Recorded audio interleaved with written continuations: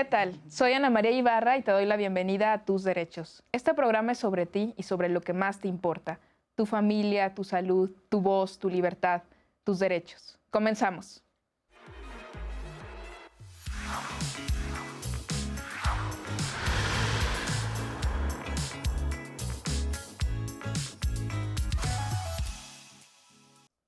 Tus Derechos llega a ti gracias a la Oficina en México del Alto Comisionado de las Naciones Unidas para los Derechos Humanos y a la Suprema Corte.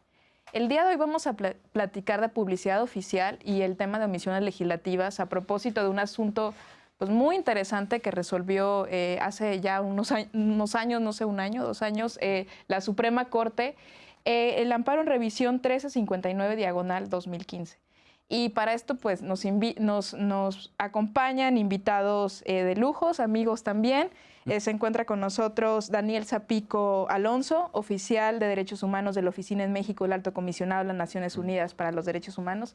Gracias, Daniel, por acompañarnos. Bienvenido. Muchas gracias. Está también Ana Cristina Ruela Serna, directora regional de Artículo 19, Oficina para México y Centroamérica.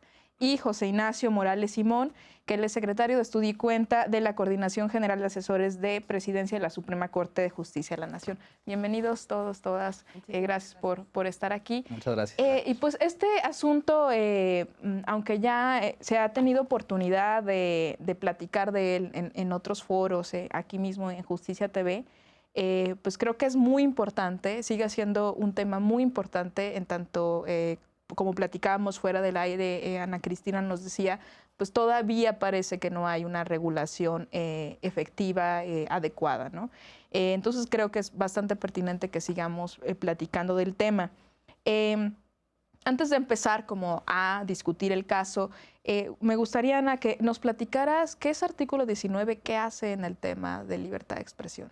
Bueno, Artículo 19 es una organización internacional que se dedica a la defensa de la libertad de expresión y el derecho a la información.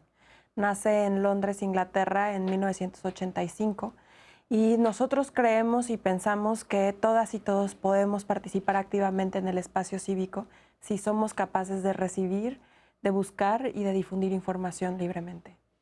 ¿Ustedes acompañan a periodistas en la protección de sus derechos? Así es. Aquí en México nos focalizamos a 5 líneas estratégicas derivado de la realidad y del contexto al que se enfrenta el país. El primero tiene que ver con protección y combate a la impunidad. Protección de periodistas y combate a la impunidad. El segundo tiene que ver con la democratización de los medios, que es precisamente el tema que nos tiene aquí, el de publicidad oficial. El tercero tiene que ver con el ejercicio de la libertad de expresión y el derecho a la información en el ámbito digital. El cuarto tiene que ver con la transparencia y la rendición de cuentas. Nos enfocamos mucho aquí en México particularmente en hacer un escrutinio público directo a las instituciones de seguridad. Y el quinto tiene que ver con las libertades en el espacio cívico, el derecho de asociación, así como la participación cívica y también, por otro lado, el manejo y la contranarrativa hacia el discurso de odio. Pues es fundamental su labor en la defensa de la libertad de expresión en todos sus ámbitos y facetas, ¿no? Y fue así como pues llevan, ¿no?, esta causa de la que platicaremos más adelante. Pero bueno, el tema de hoy, aunque en libertad de expresión podemos hablar pues de múltiples cosas, más en nuestro país, es el uso de la propaganda oficial. Daniel Zapico, ¿qué es la propaganda oficial para que el público nos entienda de qué estamos hablando? En México, los gobiernos de nivel federal, estatal, municipales, órganos autónomos, los distintos poderes, destinan una gran cantidad de recursos, miles de millones de pesos cada año. Existen diferentes estimaciones si consideramos solo el nivel federal o si estamos también incluyendo a los estados y a los municipios, pero miles de millones de pesos cada año destinado a la adquisición de espacios en distintos medios de comunicación, cadenas de televisión, periódicos, radios, publicidad en Internet. Y este enorme volumen de recursos, que no necesariamente es similar en otros países el porcentaje de la publicidad que proviene de fuentes públicas es menor. en el caso mexicano es un caso especialmente alto y llamativo a nivel internacional, este enorme volumen de recursos es a lo que se ha denominado publicidad gubernamental, propaganda gubernamental, etcétera, y debería de tener unos objetivos claros destinados a informar a la población sobre diferentes programas públicos, rendir cuentas, transparencia y también el fomento, en todo caso, de la pluralidad y de garantizar que toda la población tenga acceso a información relevante proveniente de los diferentes actores públicos. Es decir, son estos spots que vemos de pronto ahí en la televisión, la radio, los medios impresos también, pero no es autopromoción del gobernante o puede también tener esta faceta de publicitar la imagen del gobernante en turno. Los estándares internacionales que se han ido desarrollando son relativamente recientes, el desarrollo a partir de informes, por ejemplo, de la Comisión Interamericana de Derechos Humanos desde 2003, lo que señalan es que esta información que deben de emitir los diferentes órganos públicos debe de garantizar la información de la población y la rendición de cuentas. O sea, se puede rendir cuentas y se puede utilizar recurso público para la rendición de cuentas, pero el uso para la autopromoción tiene un efecto negativo sobre diferentes aspectos, no solo sobre la libertad de expresión, sino sobre el ejercicio de las libertades públicas, y ese efecto negativo debe de evitarse. Muy bien. Y bueno, hablando de este precedente, que es un precedente muy fuerte en el tema de acceso a la justicia, pero también en el tema del derecho a la libertad de expresión, ¿cómo se relaciona, ya nos decía un poco Ana, la libertad de expresión con el vivir y el poder ejercer la democracia? Bueno, siempre se ha dicho, o sea, y es un lugar común ya casi decir que la libertad de expresión está conectada con la democracia, ¿no? Para que las personas puedan ocuparse y tomar decisiones políticas, o sea, en el sentido de para que podamos ocuparnos de las cosas públicas, necesitamos poder tener una opinión respecto a ellas, ¿no? Y para poder tener una opinión, tenemos que tener acceso a todo tipo de información. Si toda la información, o sea, y eso pasa especialmente con los periódicos, ¿no? O sea, los periódicos, cuando dicen algo, generalmente les creemos, porque son periódicos. Tendrían que haber revisado sus fuentes. Exacto, y lo que se dice es que tienen autoridad epistémica, ¿no? O sea, porque lo dicen, yo lo creo. O sea, casi toda la información que yo tengo, por ejemplo, si yo sé que López Obrador ganó, casi siempre me entero porque un periódico me lo dijo y yo de ahí le creo, ¿no? Entonces, si toda la información que yo recibo de las personas que yo les debo creer va en un solo sentido, pues eso va a manipular mi forma de pensar y va a pensar que yo debo tomar una decisión. Entonces, por ejemplo, en una campaña presidencial, si todos los periódicos dicen que el candidato o la candidata X es la peor persona del mundo, es agresiva, es violenta y tal, yo normalmente no votaré por ese candidato o esa candidata, ¿no? Entonces, y eso creo que es interesante de este asunto, ¿no? Porque normalmente la libertad de expresión se había entendido de una dimensión muy individual. Es decir, con esta idea de que nosotros tenemos derecho a decir cosas y el Estado no puede meterse con lo que decimos. Pero este caso más bien tiene que ver con una dimensión mucho más social y mucho más pública. Lo que importa es que en nuestro ambiente o en el ambiente que nos desarrollamos tengamos acceso a información, como bien decía Daniel, como creíble, veraz, y que podamos tener distintos tipos y puntos de vista para nosotros podernos formar una opinión y a la hora de ejercer nuestros derechos políticos o a la hora de exigir que rindan cuentas los políticos, que partamos de una opinión informada y razonada, ¿no? Y ahí pues los medios de comunicación cumplen una función fundamental, ¿no? Y Ana, entonces, ¿cómo se conecta esto? ¿Por qué es tan importante tener, o por qué ustedes reclamaban que era tan importante que se regulara el uso de la propaganda oficial? ¿Cómo conectamos esto con el derecho a la libertad de expresión? Mira, en México, la mayoría de los medios de comunicación, más que nada en todos los estados de la República, dependen del dinero público. Es decir, el 80% de sus ingresos es dinero público. Es un montón, 80%. Un montón. Y nadie muerde la mano que le da de comer. Entonces, si el gobierno, que es quien paga los ingresos de un medio de comunicación, pues entonces el gobierno también es quien dicta lo que sale en los medios de comunicación. Para que un ciudadano común pueda saber lo que está ocurriendo allá afuera, tiene que leer alrededor de 5 medios de comunicación al día, para tener un poquito de las distintas verdades que se versan en un medio de comunicación. ¿Por qué? Porque tenemos esta realidad. Y es importante decir que con esto no significa que la publicidad oficial tenga que desaparecer, porque existen estados como Oaxaca, en donde para los medios de comunicación es muy complicado tener ingresos privados cuando el Producto Interno Bruto, el 98% del Producto Interno Bruto es el dinero público. Entonces no pueden depender de la publicidad privada y necesitamos, como ya mencionó Ignacio, justamente la información para tomar decisiones, para participar activamente en la vida pública. Eso es primero, pero el gobierno lo que hace hoy es que, a pesar de que la Constitución dice claramente, y esto está relacionado con por qué metimos esta demanda de omisión legislativa, la Constitución dice, la publicidad oficial no puede ser utilizada como mecanismo de propaganda gubernamental, es decir, no podemos esperar, y les pongo aquí a la audiencia un ejemplo, que ver la cara de un gobernante todos los días sin que nos diga nada. Dice específicamente el artículo constitucional, no caras, no imágenes, no voces, no colores que puedan identificar a una persona. ¿Por qué? Porque no solamente impactas en el derecho a la información y la libertad de expresión de los medios, sino también que impactas en las contiendas electorales. Y creo que es importante decir que aquí en México hoy no tenemos mecanismos que digan que la publicidad oficial tiene que ser para informar. Hoy nosotros vemos publicidad, spots publicitarios del gobierno que nos dicen, construimos un puente, y no sabes ni dónde, ni cuánto costó, ni a dónde, o sea, es más, no sabes a dónde te lleva. ¿Dónde está? ¿No? O sea, ¿qué onda? ¿Cuánto gasta el gobierno, Ana, en publicidad oficial? Son 64,000 millones de pesos los que gastó el gobierno de Enrique Peña Nieto en los 6 años.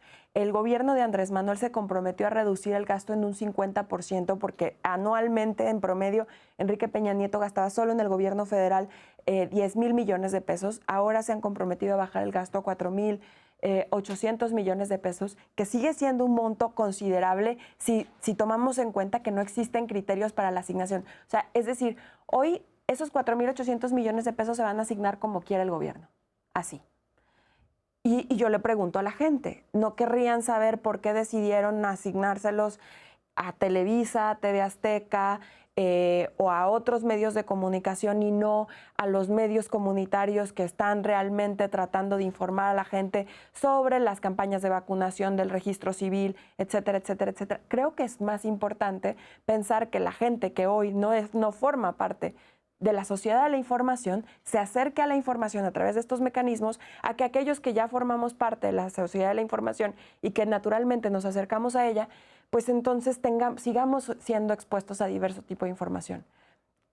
Creo que eso es... Sí, es que no es una cuestión menor, ¿no? Ya cuando vemos la cantidad de recursos que se destinan a los medios de comunicación y que muchos medios de comunicación, como decía Ana, dependen, su vida depende de este ingreso por parte del gobierno, pues creo que sí se puede propiciar esto que ustedes llamaban, ¿no? La censura indirecta. Desde el derecho internacional de los derechos humanos, Daniel, ¿cuáles son los criterios para regular más o menos, grosso modo, esta cuestión del papel de los medios y propaganda? Hay varios criterios a tener en cuenta. En primer lugar, el garantizar que existan normas específicas, esto puede parecer evidente, pero normas específicas que regulen esta asignación. En segundo lugar, que estos criterios sean claros, sean objetivos, sean transparentes y sean no discriminatorios. Esto es muy importante porque en la práctica pueden existir criterios que excluyan, por ejemplo, a los medios comunitarios que mencionaba Ana Cristina o a otro tipo de medios y en la práctica estemos hablando de normas discriminatorias. Entonces, estos 4 elementos tienen que estar presentes, ahí también reforzados un poco con lo que señalaba Ana Cristina como algunas de las posibilidades de estos criterios. Tienen además que existir transparencia y rendición de cuentas sobre cuál está siendo la asignación de los recursos, por qué se están asignando a unos medios o a otros. Tiene que también existir mecanismos de control externos, no solamente la rendición de cuentas de la transparencia, de decir estamos gastando esto, sino si no se cumplen los criterios que se establezcan, quién va a controlar eso y cómo se va a evitar una manipulación, una perversión de la norma. Estos son algunos de los aspectos que deben de abordarse, que puede haber una multiplicidad después de cuál es el criterio, porque puede ser en un país como México, con una enorme diversidad lingüística, por ejemplo, el garantizar el acceso de las comunidades a la información en sus propias lenguas es un criterio muy importante y que ha estado muy ausente. Las concesiones radiofónicas, por ejemplo, en lenguas o focalizadas en lenguas indígenas son aproximadamente, o eran hace un año más o menos, creo que había como 4 o 5, cuando tenemos, o sea, bueno, más bien, había 4 o 5 lenguas representadas cuando vivimos en un país con 68 lenguas indígenas reconocidas oficialmente. Entonces estamos hablando de un vacío muy grande y ese podría ser un criterio en el caso mexicano que a lo mejor en otro país no es tan relevante. Pues muy, muy importante. Y bueno, me gustaría que también platicáramos, bueno, hablábamos de la propaganda gubernamental y la publicidad oficial. ¿Hay un criterio en cuanto a cuánto del Producto Interno Bruto, cuánto se puede gastar un gobierno en publicidad? O sea, porque esto que nos decían me parece escandaloso realmente, ¿no? La cantidad de recursos que destina gobierno tras gobierno a la publicidad oficial, pues parece que es millonaria y no sé si también este pudiera ser un criterio, no sé si desde el derecho internacional o desde el local, respecto a un porcentaje que pudiéramos establecer. La realidad es que en el derecho comparado no existe un criterio específico de cuánto del Producto Interno Bruto se tiene que destinar, pero desde la iniciativa del colectivo Medios Libres dijimos que tendría que ser alrededor del 0.01% del total del presupuesto de egresos, es decir, alrededor de los 4,000 millones de pesos que se están gastando, porque es importante decir que la publicidad oficial no es mala si se utiliza bien. Pensemos que, por ejemplo, en el caso de un temblor, la publicidad oficial puede ser utilizada para informar de manera adecuada, oportuna, etcétera, a la gente para tomar decisiones sobre qué hacer en un momento determinado. Aun cuando la Ley Federal de Telecomunicaciones contempla que cuando se trata de un caso de contingencia, de siniestros, etcétera, tiene que los medios participar activamente y no cobrar a los gobiernos por la difusión de la información. Pero hay ciertas tipas de secuela de información que es necesario que se estén publicando. Existen campañas súper necesarias para cambiar las dinámicas culturales de una sociedad. Por ejemplo, recientemente hubo una campaña importante para reducir el uso de plástico que decía sin popote está bien, y la gente y los jóvenes empezaban a decir sin popote. ¿Por qué? Porque es una campaña que funciona. Hay otras campañas que te ayudan a decidir que no quieres tirar el agua. Esas campañas son útiles y son necesarias para todos y todas nosotras. El problema de hoy es que existen campañas, por otro lado, como la de contar lo bueno, ya ni sé cómo dice, contar lo bueno cuenta mucho, pero cuesta, ¿no? Yo digo siempre cuesta mucho, porque no nos decían nada, no había información detrás. Pero hay campañas que te permiten decidir, que te permiten actuar, que te permiten ejercer derechos y que son importantes y necesarias para la sociedad. Desde mi punto de vista y desde el punto de vista del artículo 19, creemos también que la transparencia proactiva real desde las instituciones tendría que utilizar la comunicación social para acercar la información a la gente con mayores niveles de vulnerabilidad. Muchas gracias, Ana. Pues ahora conocemos un poco más sobre el derecho a la libertad de expresión y en esta vertiente del uso de propaganda oficial. Vamos a un corte y volvemos para seguir platicando del asunto que resolvió la Suprema Corte, el amparo en revisión 1359/2015. Regresamos.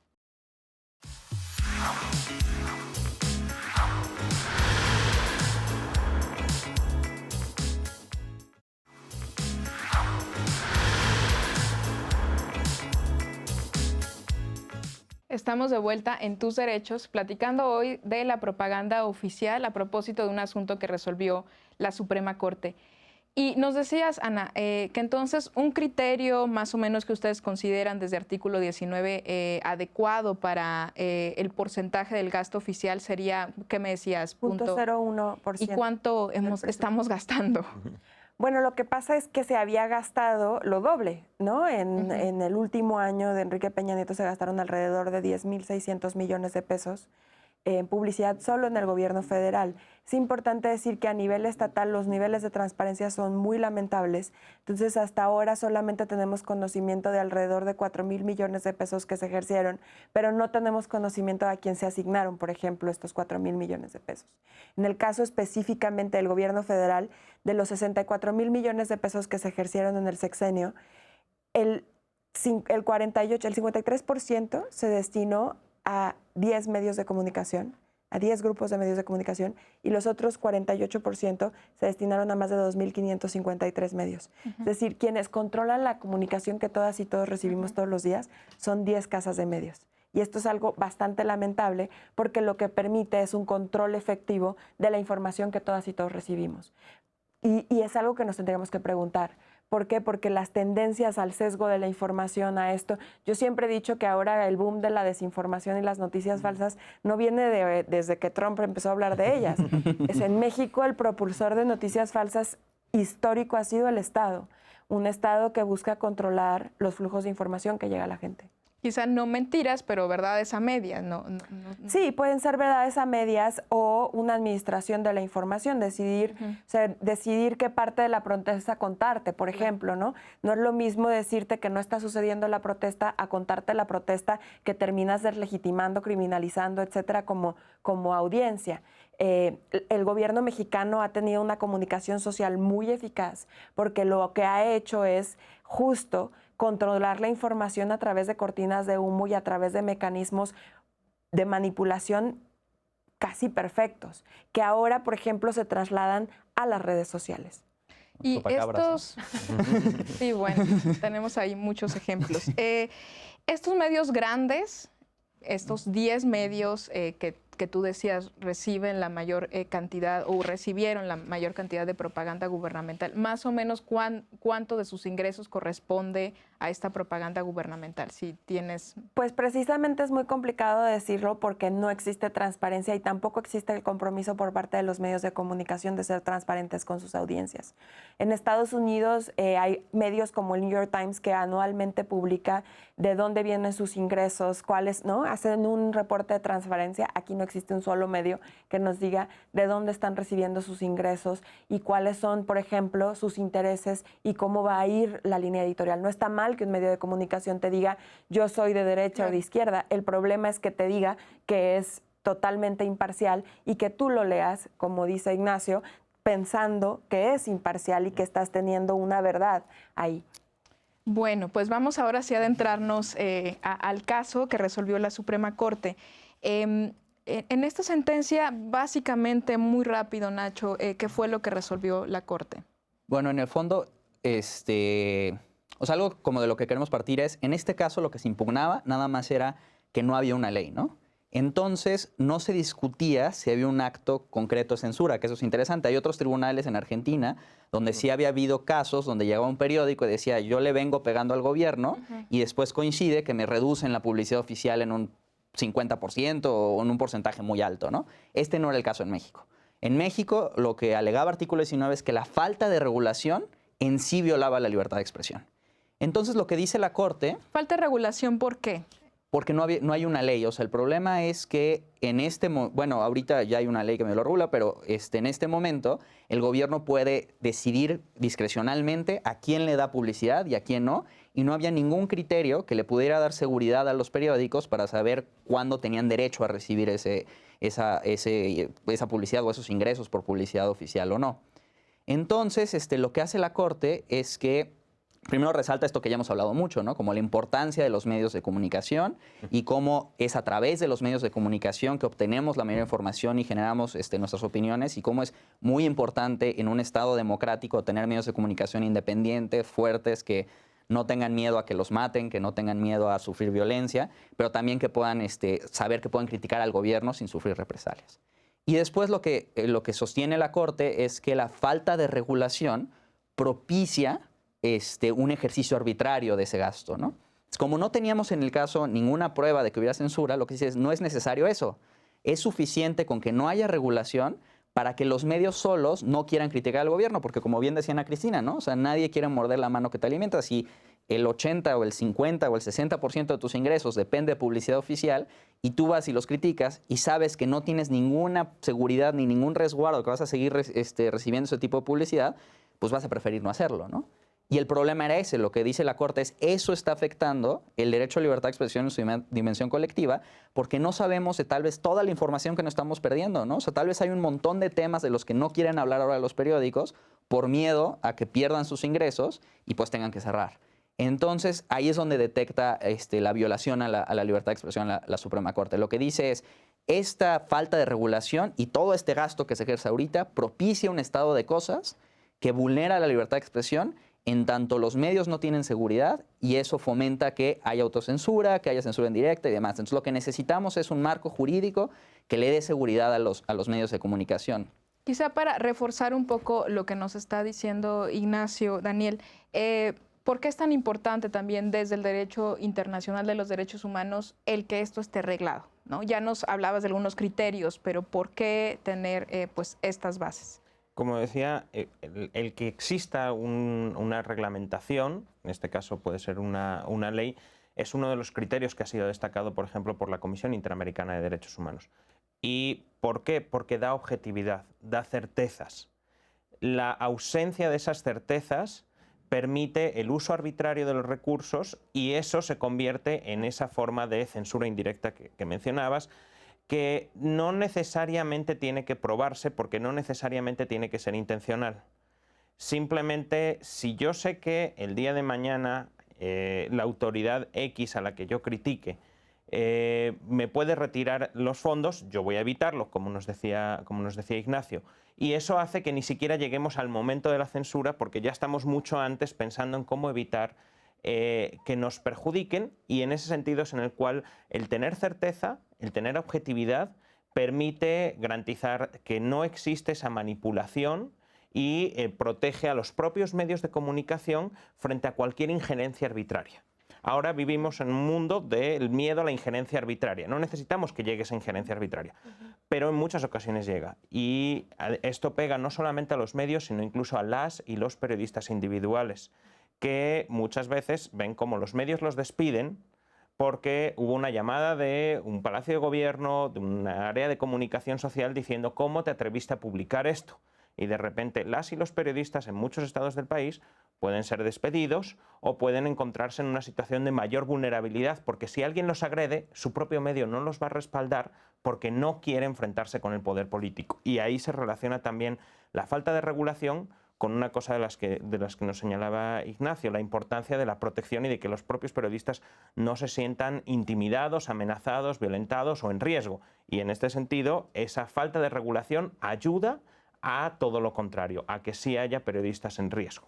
Qué importante lo que nos dice Daniel, esta faceta del periodista en lo individual también, ¿no? Y cómo esto puede convertirse pues, en un estado de afectación para los que ejercen esta profesión. Y también algo que quiero resaltar de lo que dijo Daniel es que entonces no es necesario que haya una afectación, ¿no? Como la que decía Nacho, que llegue un medio de comunicación o un periodista en lo particular y que pruebe o demuestre que fue afectado, que fue censurado, sino que esta falta de regulación provoca una situación de riesgo, ¿no? Entonces esto sería suficiente. ¿Qué significó para ustedes este precedente de la Suprema Corte? Yo creo que quisiera como retomar algo de la sentencia que me parece que es brillante y que es muy importante para que todos y todas reconozcamos. En el terreno en el que se ejerce el periodismo en México hoy es un terreno muy sinuoso. Es decir, alguien que asume ser periodista en México sabe en principio que si decide incorporarse a un medio de comunicación tiene que atenerse a las reglas de este medio de comunicación y esto es algo que dice la Corte. Si este periodista sabe que hay alguien que está pagando ese medio de comunicación y que no puedes tocarlo, automáticamente te inhibes de escribir sobre esa persona. Y eso es algo que todas y todos, de lo que todos y todos tendremos que estar preocupados. Cuando alguien nos decimos, oye, pero pasó esto en la esquina de mi casa, ¿por qué ningún medio lo reportó? Probablemente tenga que ver porque hay dinero detrás. Muchas veces no entendemos por qué la realidad que vemos afuera de nuestras casas y en nuestras comunidades no se refleja en los medios. y tiene que ver muchas veces con el dinero público. Y es ese efecto inhibidor del que habla la Suprema Corte de Justicia, al decir, en la falta de regulación de la publicidad oficial, no, la censura indirecta lo que implica es que de entrada yo sepa que si trabajo en el medio El Imparcial de X estado, es que digo El Imparcial porque hay imparciales en todos los estados de la República, ¿no? De X estado, sé perfectamente que no puedo tocar a ciertos actores. Y en esa medida es algo pues realmente lamentable porque la información que está recibiendo la sociedad está sesgada. Para artículo 19, ¿qué significa la sentencia? Significa no solamente abrir la puerta a la posibilidad de reconocer que la falta de acción del Congreso tiene que ser sancionada, porque creo que el Congreso se puso como fechas en 2007 la regulación de la publicidad oficial y después en 2014 y no lo hizo. Creo que a lo mejor aquí habría que hacer un antecedente rápido, ¿no? ¿Cómo estaba, Nacho? Primero había un deber de estableció en la Constitución. Ajá, se reforma el artículo 134 constitucional, sí. Y en ese momento se establece que, un artículo transitorio, que tenía obligación el Congreso para expedir una ley en un periodo ordinario de sesiones. Creo que vencía el 30 de abril de 2014, perdón. Y llega el amparo en 2017 y todavía no expide la ley. 3 años en este vacío, provocando todas estas cuestiones. Y sin que hubiera iniciativas, sin que, no se había hecho nada respecto a la iniciativa, ¿no? Y ustedes lo que reclamaban era esta omisión. Exactamente. Nosotros decíamos que la falta de regulación del artículo 134 constitucional y la parálisis legislativa, porque es importante decir que había 17 iniciativas presentadas en el Congreso que ninguna se había discutido. Entonces nosotros decíamos, hay una parálisis legislativa, se presentan las iniciativas tras este tercero transitorio del artículo de la reforma político-electoral, pero no están haciendo nada.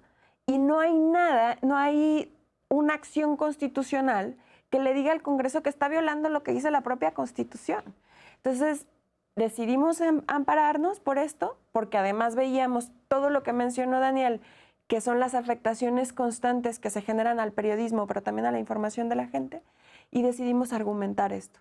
Y pues 4 años después, la Suprema Corte de Justicia determina esto, y la verdad es que para nosotros fue una gran sorpresa, porque no había habido en la historia un caso de omisiones legislativas en el que se reconociera que el amparo procedía en contra de las omisiones legislativas, y finalmente un caso tan importante para la democracia de un país, ¿no? Porque nosotros siempre decimos que el sistema y la crisis en México se sostiene en 3 patitas. Una de ellas es la publicidad oficial, el control político de la información, la posibilidad que todos y todos pensemos que todas las cosas van bien cuando no van tan bien, ¿no? Un dicho perfecto de Germán Espino, un académico de Querétaro, dice, es mejor comprar a los medios que hacer un buen gobierno, ¿no? Y entonces, con esta sentencia, la Suprema Corte lo que hizo fue tumbar esa patita que dices, pues necesitamos ver que el gobierno no está tan bien y empezar a formar un buen gobierno. Sí, fundamental, creo, la resolución de la Suprema Corte, proyecto del ministro Arturo Saldívar. Yo, la verdad, no había pensado en todas las facetas que cumple que la publicidad oficial se dé de una manera regulada, de una manera imparcial, ¿no? Siempre pensamos en que, bueno, el gobierno gasta muchísimo en publicidad oficial, pero creo que no nos detenemos a reflexionar en qué impacto tiene esto para la democracia, ¿no?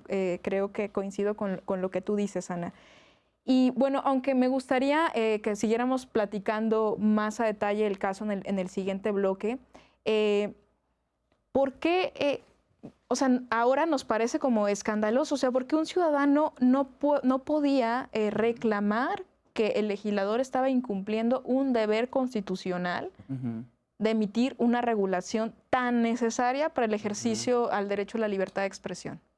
Creo que aquí la razón es más histórica, ¿no? O sea, el juicio de amparo, que es el juicio que tenemos para proteger nuestros derechos, pues nace en 1800 de una filosofía, una ideología liberal clásica, ¿no?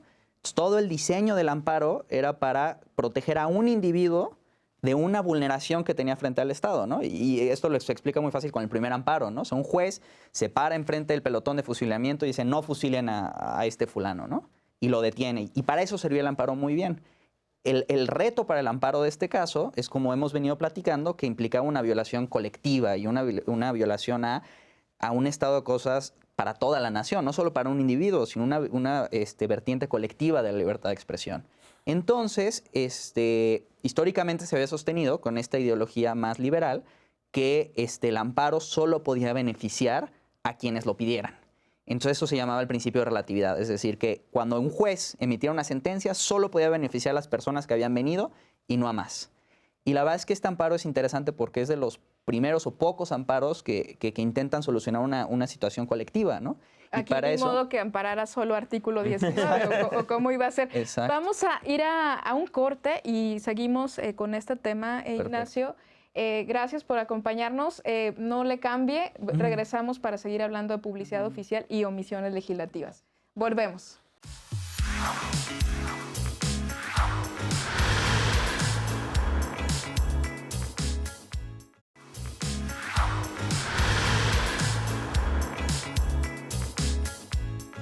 Estamos de vuelta en Tus Derechos, platicando del uso de propaganda oficial y del caso de omisiones legislativas, el amparo en revisión 1359/2015, que fue pues un parteaguas, ¿no, José Ignacio? Es lo que nos estabas platicando en el bloque anterior, porque viene a cambiar el principio de relatividad de las sentencias de amparo, que bueno, lo que quiere decir es que el caso tiene que resolverse solo para proteger a una persona en lo individual, ¿no?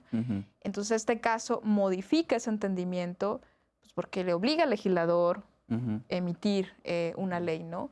Continúa, por favor, Nacho. Sí, como decía, el reto de la Corte era ese, y en este caso era especialmente difícil, porque como dices, era imposible arreglar este problema que teníamos para la libertad de expresión y solo beneficiar al artículo 19, ni modo que dijéramos, bueno, se tiene que hacer una ley, pero la ley solo beneficia, o sea, no se puede, ¿no?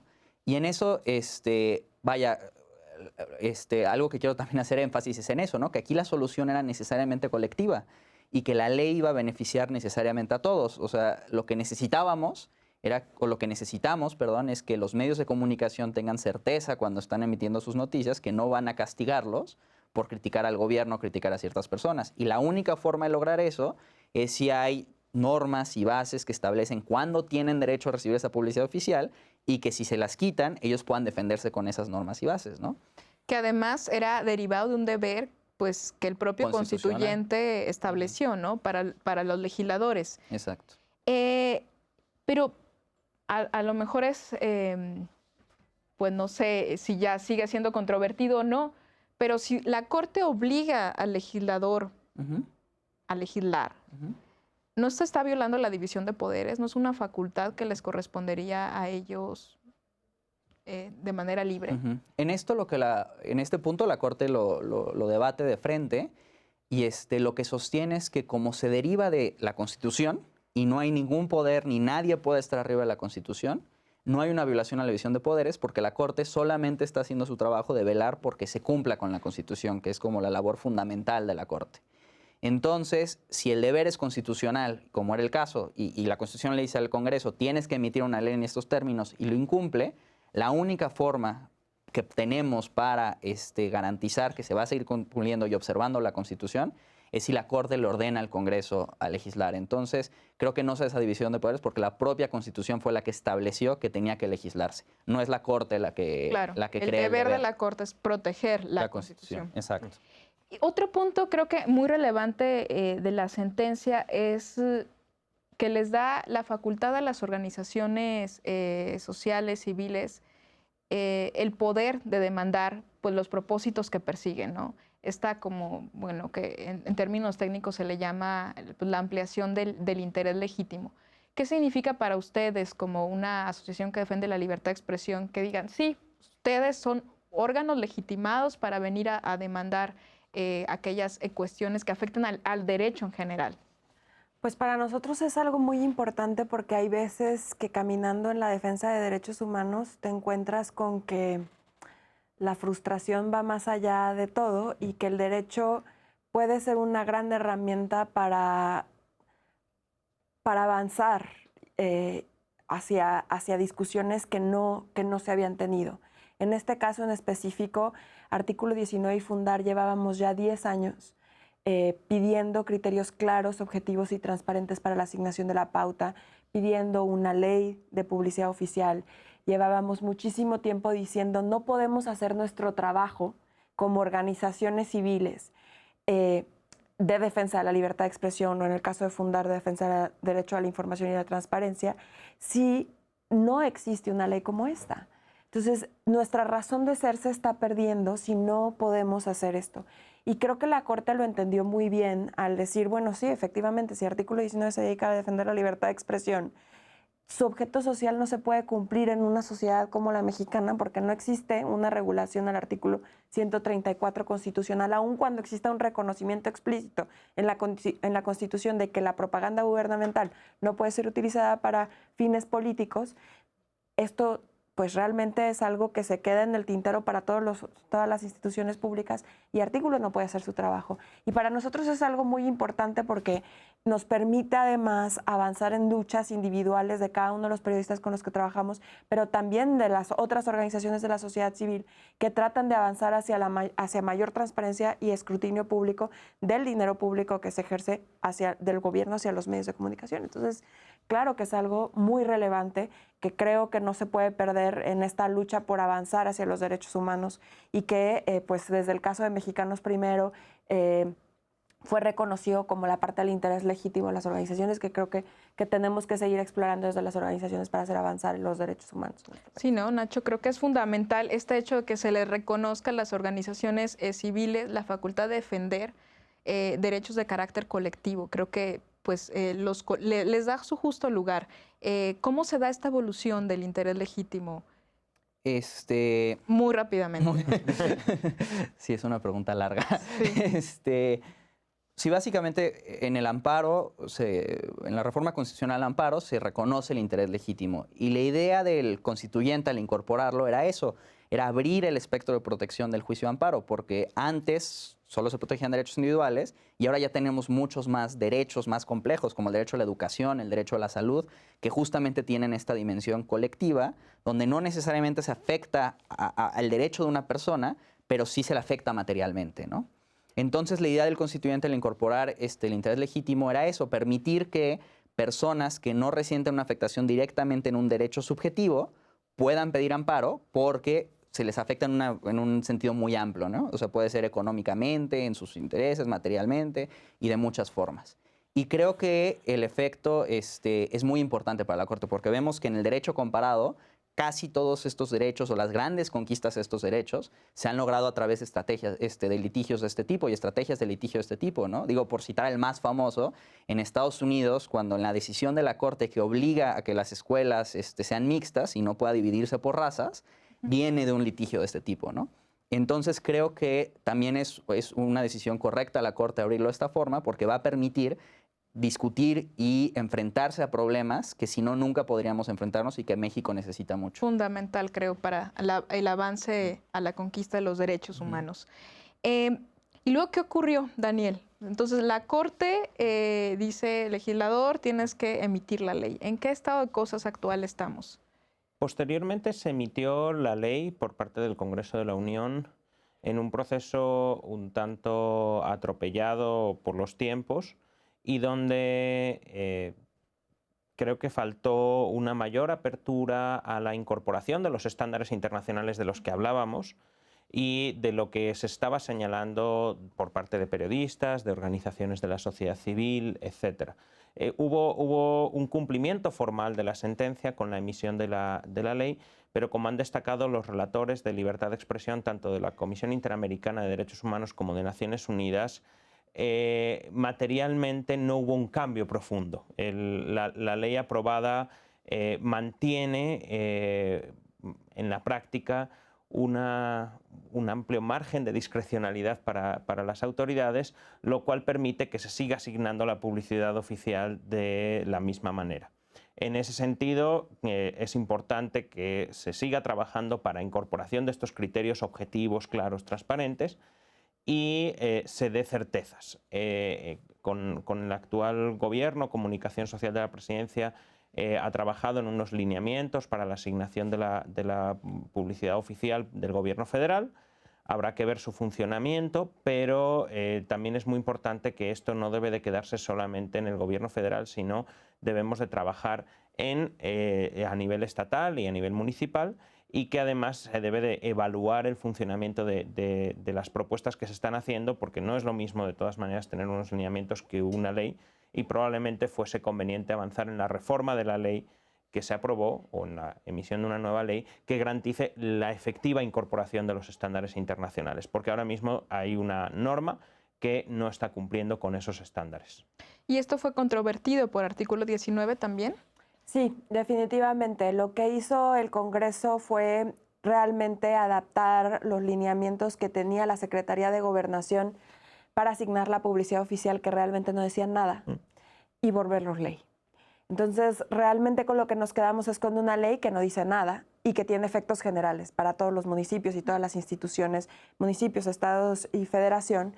Y pues al final mantiene estas malas prácticas de asignación arbitraria discrecional de la pauta oficial. Desde artículo 19 iniciamos un recurso de inconformidad ante el Poder Judicial. Sigue la pelota en manos del Poder Judicial. Regresó la pelota al Poder Precisamente Judicial. porque consideramos que el cumplimiento no cumple. Había una parte en la sentencia que decía el Congreso de la Unión tiene que emitir la ley de publicidad oficial con base en los parámetros del artículo 134, octavo párrafo de la Constitución. Y a partir de ahí, artículo 19 dice, no están esos parámetros. No están los parámetros de economía, de honradez, de qué se considera como, cuál es la definición de publicidad oficial. Ni siquiera venía en la ley, ¿no? O sea, qué sí puede ser publicidad oficial o qué no. No viene en la iniciativa, en la ley general que se publicó. Y en ese sentido, para nosotros es importante decir que la ley no cumplió con la sentencia de la Corte y por lo tanto es incompleta y por lo tanto amerita el recurso de inconformidad y que la Corte regrese el trabajo al Congreso a efectos de que el Congreso emita una nueva ley o haga una reforma. Y también, por otro lado, tanto los senadores del PAN, de Morena, como de PRD presentaron una acción de inconstitucionalidad en su momento en contra de la ley, así como la Comisión Nacional de Derechos Humanos. Entonces ahora estamos en un momento en el que pues, la Corte tiene que decidir a efectos de que la bolita regrese al Congreso y le vuelvan a enmendar la plana al Congreso por lo que no está haciendo. En caso de que esto pues, no llegue a suceder, pues entonces artículo 19 tendrá que seguir el camino a las vías internacionales a efectos de que se determine efectivamente que la ley pues sigue manteniendo pues estos vacíos que generan un efecto inhibidor que impactan en el derecho a la libertad de expresión y el derecho a la información. Es una batalla que no ha terminado. Que no ha terminado, que lleva más de 10 años. Creo que es importante decirlo, como lo digo, la situación es, esta es una lucha que no termina, que sí genera muchos vaivenes y que creo que la Corte abrió un espacio de discusión importante para que hoy el Congreso de la Unión se pregunte si quiere que la Suprema Corte le vuelva a decir cumple con la Constitución, ¿no? O si quiere hacerlo de motu propio, porque tiene en sus manos una iniciativa elaborada por periodistas, por medios de comunicación, por organizaciones de la sociedad civil y podría de facto ahorita en este nuevo periodo de sesiones en septiembre iniciar un proceso de discusión para aprobar una nueva ley y que entonces el recurso de inconformidad se quede sin sustancia. No, si no estoy sin materia. Perdón. Platicábamos fuera del aire, Ana. ¿Cuáles serían unos criterios? Ya hemos hablado, nos platicaba también Daniel, como de principio, ¿no? Que debe seguir la regulación en materia de publicidad oficial, pero ¿cuáles serían criterios objetivos que sí cumplieran estos parámetros internacionales? Nosotros en la iniciativa de Medios Libres pusimos 3 criterios. El primero tiene que ver con alcanzar la población objetivo. Es decir, si tú quieres impactar sobre la chikungunya en una comunidad específica en Chiapas, pues entonces tendrías que ver cuáles son los medios de comunicación que llegan a esa comunidad específica en Chiapas. En segundo lugar, tiene que ver con la audiencia. ¿A cuántas personas va a alcanzar esta campaña? Entonces, determinados medios tienen mayor audiencia y tienen mayor alcance. Entonces, es importante también privilegiar esos medios que pueden llegar a un mayor número de personas. Y en tercer punto, tiene que ver con el precio de las pautas. Actualmente un medio de comunicación puede cobrar hasta 5 veces más de lo que cobra al sector privado, aún al gobierno. Y en ese sentido es importante que haya competitividad entre los distintos precios que ofrece un medio de comunicación por una comunicación similar que otro medio de comunicación al sector privado y al sector público. Entonces, estos son los 3 criterios prevaleciendo en principio la población objetivo. ¿Pudieras agregar algún otro parámetro? Yo creo que un elemento que se debe de considerar también es el fomento de la pluralidad. En un país muy grande, con una gran cantidad de medios de comunicación, ya nos señalaban a Cristina cómo la publicidad oficial o los recursos de publicidad oficial se concentran en un grupo pequeño de medios de comunicación, y eso en muchos estados del país hace que haya una muy escasa pluralidad informativa. Y partiendo de que para la conformación de ese criterio por parte de la ciudadanía sobre los asuntos públicos que señalaba Ignacio como uno de los elementos que la Corte estudió, la existencia de una pluralidad de actores ofreciendo información, ofreciendo puntos de vista, es fundamental para que la ciudadanía pueda hacerse de sus propios criterios, de sus propios decisiones y valoraciones al respecto. En ese sentido, también el fomento de la pluralidad, y ahí nos gustaría señalar también un tema que es que se está incumpliendo, que es la previsión de que el 1% de la publicidad oficial sea destinada a radios comunitarias, que muy pocas dependencias de gobierno están cumpliendo, algunas sí o venían cumpliéndolo. Ahora mismo tendremos que ver cómo cierra el año, pero la inmensa mayoría de las dependencias públicas no lo están haciendo. Y ese es un criterio de pluralidad, de garantizar que existen medios diversos y que también debería de incorporarse en una legislación al respecto. Por supuesto, pues son muchos los retos todavía para que esto se haga una realidad. Pero bueno, enhorabuena por el trabajo artículo 19 y pues también a la Suprema Corte que dictó pues al menos la obligación de que se tenía que regular. Ya veremos cómo se resuelven en el fondo estas acciones de inconstitucionalidad. Le doy también gracias al auditorio por habernos acompañado en esta emisión del programa Tus Derechos. Platicamos hoy sobre propaganda oficial y sobre el tema de omisiones legislativas. Muchas gracias y nos vemos hasta la próxima emisión. Hasta luego.